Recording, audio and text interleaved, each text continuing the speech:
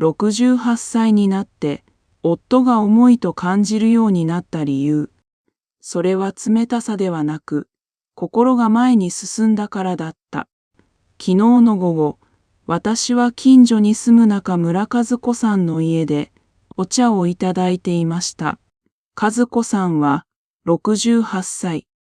ご主人と結婚して、もう45年になる女性です。湯飲みを両手で包みながら窓の外をしばらく眺めていた和子さんが静かにこんな言葉を口にしました。ねえ、私ね、最近夫と一緒にいると息が詰まるの。その声に怒りはありませんでした。涙もありません。ただ、長い年月をかけて積もった疲れがやっと言葉になった。そんな静けさだけがそこにありました。45年よ。誰が見ても仲のいい夫婦だと思うでしょう。和子さんは少しだけ笑いました。でも、その笑顔には力がありませんでした。でもね、最近、この人と一緒にいると、胸の奥が重くなるの。その瞬間、私は思いました。これは夫婦喧嘩の話ではない。もっと静かで、もっと深いところの話だと。もしかしたら、あなたも同じような感覚を抱いたことはありませんか？朝、目が覚めて、隣にいる夫の顔を見た瞬間、なぜか小さなため息が出てしまう。話しかけても、そうかの一言だけ。テレビから目を離さない。長年一緒に生きてきたはずなのに、この人、私のことをちゃんと見ているのだろうか。そんな疑問が、ふと心をよぎる。食卓で向かい合って座っているのに、まるで一人で食事をしているような孤独を感じる。同じ屋根の下にいるのに、心は遠く離れている。そんな感覚です。和子さんはこう続けました。昨日ね、夕飯を出したの。そしたら主人、何も言わずに黙々と食べ始めたのよ。ありがとうの一言もなく、食べ終わると食器を下げることもせず、そのままソファに寝転んでテレビ。私、横で洗い物してたの。でもね、まるで私が家電みたいだった。私は何も言えませんでした。和子さんは湯飲みを置いて、さらに静かに言葉を続けました。この前、私が風邪で寝込んだ時もね、一度も様子を見に来なかった。お茶を持ってきてくれることもなく、声をかけてくれることもなく、それでね、我慢できなくて、少しは心配してくれないのって聞いたの。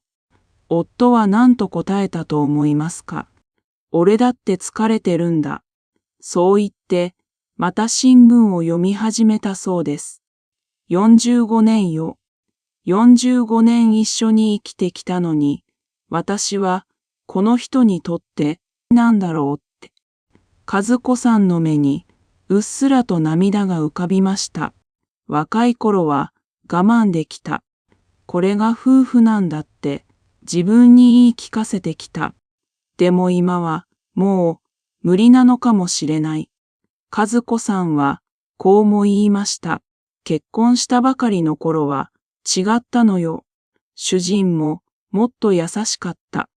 デートに連れて行ってくれたし、私の話も聞いてくれた。でもいつからだろう。子供が生まれて仕事が忙しくなって気づいたら会話がなくなっていた。でもこれは和子さんだけの話ではありません。私の友人、佐藤美智子さん、67歳も同じようなことを話してくれました。主人が定年してから一日中家にいるの。でも家事は何もしない。朝から晩までテレビ。話しかけても上の空。会話のキャッチボールができないのよ。娘さんが帰省した時だけは、孫の話で楽しそうに笑う。でも、妻である自分の話には、全く興味を示さない。なんで、私だけって本当に悲しくなった。美智子さんは、こうも言いました。私が友達と旅行に行きたいって言ったら、家にいて、何が不満なんだって。自分の趣味のゴルフには毎週行くのに、妻の楽しみは認めてくれない。ああ、この人にとって、私は家にいて当たり前の存在なんだなって。その言葉を聞いたとき、胸が痛くなりました。もう一人、伊藤京子さん、71歳の話も聞いてください。京子さんのご主人は、毎朝、決まった時間に起きて、決まった席に座り、決まった新聞を読みます。主人の生活は、まるで時計みたいに正確なの。でも、その中に私がいる場所はないのよ。京子さんは、結婚してから50年間、夫の好きな料理を作り続けてきました。朝は必ず味噌汁。夕飯は魚と野菜。夫の好みに合わせて。でもね、この前、たまには洋食が食べたいって言ったの。夫は不機嫌そうに言いました。今さら変えなくていい。いつもので十分だ。私の食べたいは聞いてもらえないんだって。ある日、京子さんは勇気を出して言ったそうです。たまには二人でどこかでかけない。夫の答えはこうでした。めんどくさい。家が一番いい。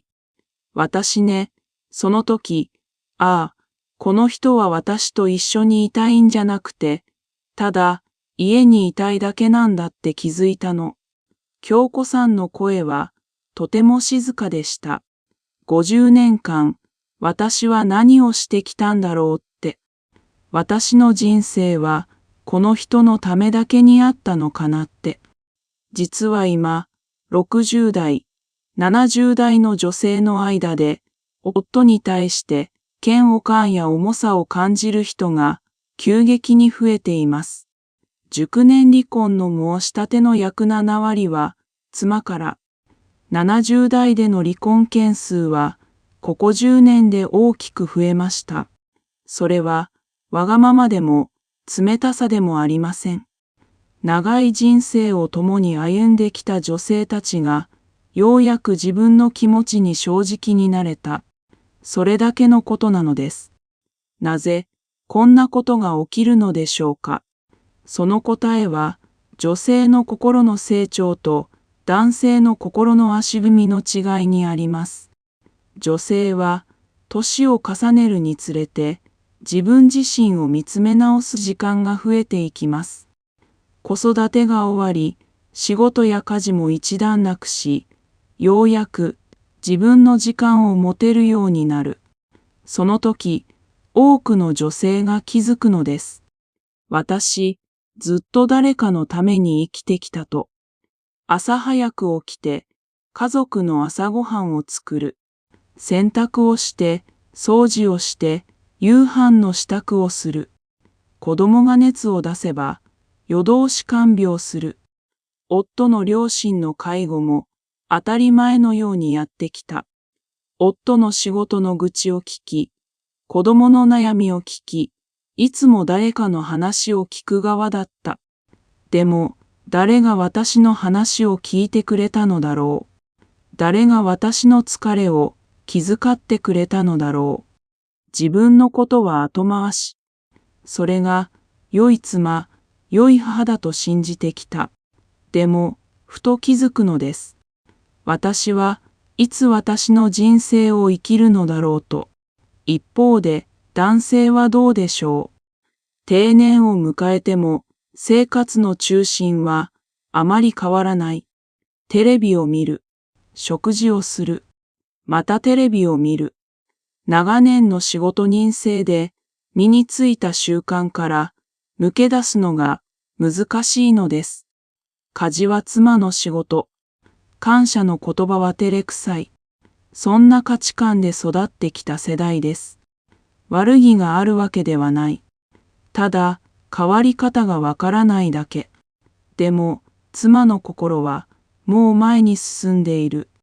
このズレが、夫婦の間に、静かな溝を作っていきます。妻は成長し続けているのに、夫は同じ場所にとどまっている。この人と一緒にいて、私は前に進めるのだろうか。そんな思いが日に日に大きくなっていく。ここで大切なことがあります。それは夫を変えようとしないこと。もっと話を聞いて、もっと感謝して、もっと分かって。そう求めても多くの場合、夫は変わりません。何十年もかけて作られた習慣や性格は簡単には変えられないからです。和子さんも最初は夫を変えようとしたそうです。もっと私の話を聞いてほしいと何度も伝えた。でも、夫は変わらなかった。私が間違ってるのかな、わがままなのかな、そう自分を責めた時期もあったそうです。でも、ある時、気づいたのです。私が変われば、景色が変わるんじゃないかって。夫を変えようとするのではなく、自分の見方を変える。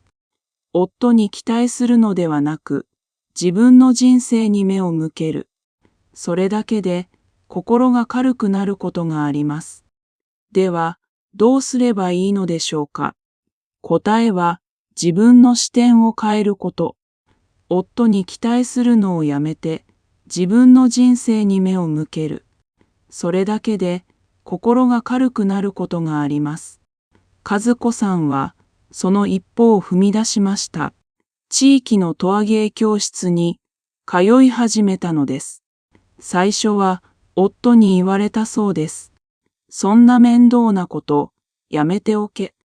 でも和子さんは、こう答えました。私が、やりたいの。